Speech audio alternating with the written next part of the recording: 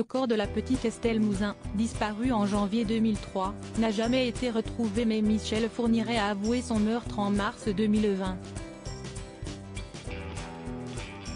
Longtemps couvert par son épouse, Monique Olivier, qui lui servait d'alibi, cette dernière avait fini par révéler la vérité aux enquêteurs un an plus tôt.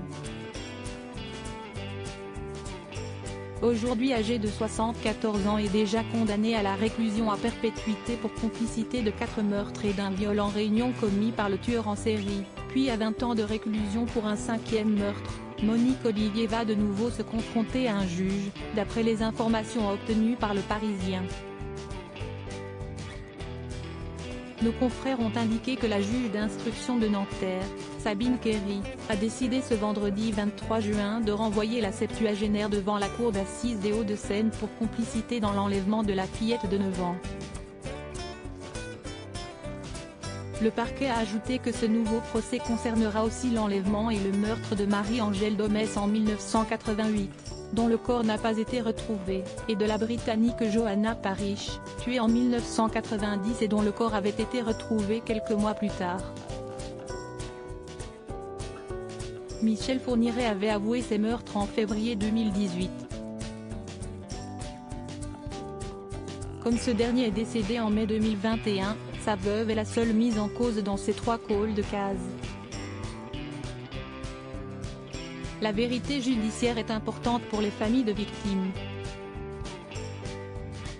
Elles se sont tellement battues pour l'obtenir, avait déclaré Didier Seban, avocat des familles Domès, Parish et Mouzin.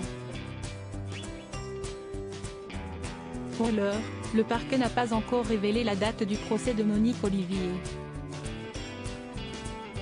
BFM Télévision ajoute qu'il s'agira du premier procès du pôle du tribunal judiciaire de Nanterre dédié aux affaires non élucidées. Pour rappel, les investigations de ces 3 affaires ont été clôturées en février dernier. Le quotidien de Monique Olivier en prison. Ce rebondissement risque d'alourdir les peines que purge déjà Monique Olivier. La mère de Céline Fourniret avait fait l'objet d'une docu-série sur Netflix intitulée L'affaire Fourniret, dans la tête de Monique Olivier, sortie sur la plateforme en mars dernier. Une ancienne surveillante pénitentiaire, Marie-Annick Aurel, avait rendu compte des plaintes de la prisonnière face caméra. Monique Olivier nous disait régulièrement qu'elle était agressée. Elle disait, dans cette prison, on n'arrête pas de m'insulter, de me cracher aux pieds ou de me cracher dessus, c'est pas possible, rapportait-elle. Effrayée à l'idée d'être agressée par ses co-détenus, Monique Olivier n'oserait pas se rendre chez le coiffeur de la prison. Elle avait peur de quoi? Chez le coiffeur elle était toute seule avec la coiffeuse, soulignait Marie-Annick Aurel. Et d'ajouter que la détenue est une grande actrice qui se présente toujours en tant que victime. Crédit photo, Abaka.